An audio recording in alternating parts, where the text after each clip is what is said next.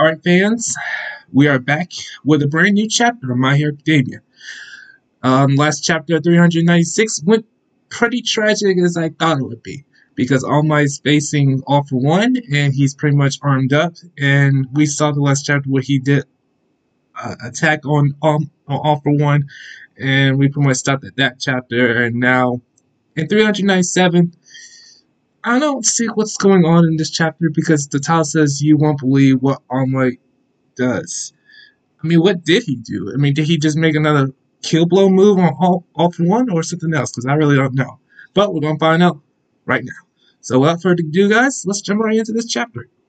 So we got the 397 spoilers, and we're continuing the final battle between All Might and All for One. Because in the previous chapter, we saw that All Might did in fact have like a Hulkbuster robot armor type device thing that was actually supplied to him by Melissa, who is the daughter of David Shield, who is All Might's friend in America. Like after Nana was killed by All for One back in the day, All Might went to America to train for a little bit, and that's where he met David Shield, and eventually his daughter, who we met in the first My Hero movie, developed this armor for All Might that we see him use in the previous chapter. It's so powerful that he's able to fight against young All for One here. Like even take like one of his laser beams. It's pretty crazy. Now along with the armor, it also has various like support like items with various abilities, and they're all based off of his students, which I thought was a nice touch because All Might has obviously inspired multiple generations, and now we see that the people that he has inspired are now inspiring him. But All Might was initially here to stop All for One from getting to Izuku and Shigaraki so he couldn't merge with Shigaraki. And the chapter ended with All Might using shoot style smash on All for One, like actually kicking him, which is another first for All Might. And that brings us to the beginning of this chapter that starts with All Might saying that he feels bad for beating up a young man when he's over 50 years old. He then thinks to himself that All for One started to feel hatred in order to steal One for All. So he's going to take advantage of it and keep talking trash. So yeah, as we know, All for One is currently rewinding and he's getting younger each minute. He's currently like a teenager, maybe college age, not really sure. But All Might also saying that he's over 50 years old, you know, referring to himself. That might be the first time that that's revealed, possibly. I just remember trying to figure out All Might's age for the longest time.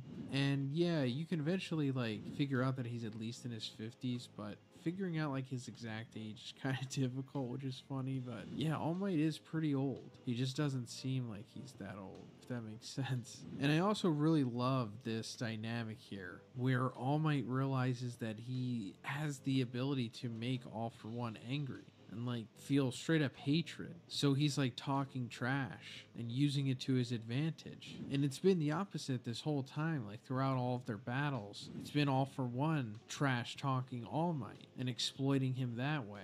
Like Gran Torino actually says to All Might during his second fight with All for One that All Might let his guard down from essentially All for One talking crap. So it's pretty cool that the dynamic is changing here. And also for it saying that All for One started to feel hatred in order to steal One for All, it was also revealed that in order for All for One to use the All for One quirk, along with Shigaraki to use it to take the One for All quirk, you know, the one that Izuku has, he needs to have strong enough of a hatred, which All for One didn't have because I guess he was such a sociopath. So that's why he brought up Shigaraki from childhood the way that he has, so that he has enough hatred to be able to take it. He then says that All for One isn't a demon lord, since even a quirkless man can fight him. All for One gets even angrier and mixes spring-like limbs with physical boost, with air cannon, rivet stab, dark ball, light dust, and it causes a huge explosion that sends All Might flying. So that's pretty cool that we get to see all of these different. And of course, this is parallel Guys, to All for stacked with One and All power. Might's second battle in the second season of the series, where All for One did something similar and made like that huge amorphous arm. It's like you think he would have learned from it. All for But One has he got didn't, crazy because now. that ultimately led to him Usually being defeated used to as be. well. All Might notices that All for One has started to mix up quirks at random, and we see that he was protected by the automatic guard of his utility cloak, Dark Shadow. He realizes that the taunting is working, and that he has to keep talking crap about All For One. So yeah, he is using quirks at random, as at least All Might says here. I also wonder what some of them are, like Dark Ball. Is that like a Frieza Dark Ball thing, and Light Dust? We're probably only momentarily going to see these, but the thing that All Might's being protected by here, the utility cloak, Dark Shadow, of course, that's in reference to Tokoyami. Hercules says that the cape and various parts of the armor arms have been seriously damaged, but All Might asks him to activate support mode on maximum capacity, and All For One says that All Might got it all wrong, and this isn't even a fight, he's just taking out the garbage. All For One is now trash talking back, saying that the garbage has gained some confidence because he's now dressed in a garbage bag, but all he has to do is destroy that armor because these little toys will never be enough to defeat him. All Might remembers what he said to Deku during the cultural festival, that he had seen many pros being defeated because they relied too much on support items. He also thinks back to his first meeting with Nana. She is floating on top of several defeated villains and asks if Toshinori was really planning on fighting all of them with just a metal pipe he had in his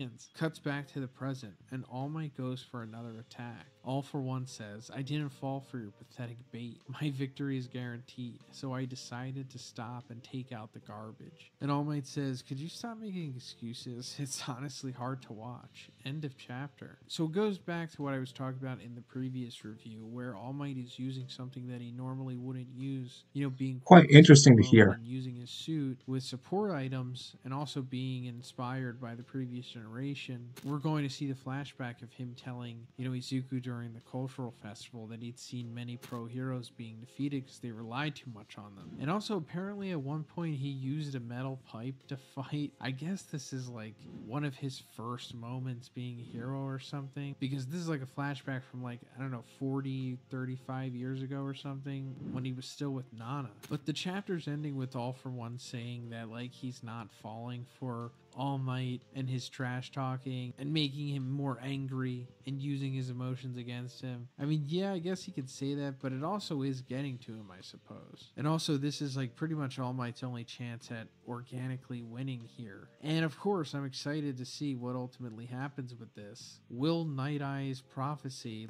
hold up? Will All Might have that gruesome death? Because it was also addressed in the previous chapter as well. And I wonder if that was shown to remind us that it's going to happen so we're not too shocked, or it means that All Might can overcome destiny the way that Izuku did with Overhaul. But I also think that All For One has to get to Shigaraki as well, right? Not for him to final person that Izuku fights, just for All For One to be whole and complete, whoever is the final vessel of it, which will probably be Shigaraki, but that needs to happen. But yeah, that's pretty much it for this one, guys. Let me know what you think about this.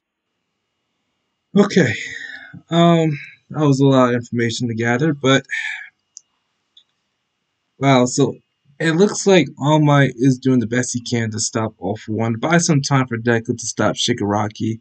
I don't know how long his suit's gonna last and how much weapons he's gonna utilize or use against All For One, because honestly, he is now really getting very intense and anger in front of All Might because All Might's talking trash, just like All For One did for All Might in Season 3 when they had that last battle, when All Might identity was revealed around the whole world.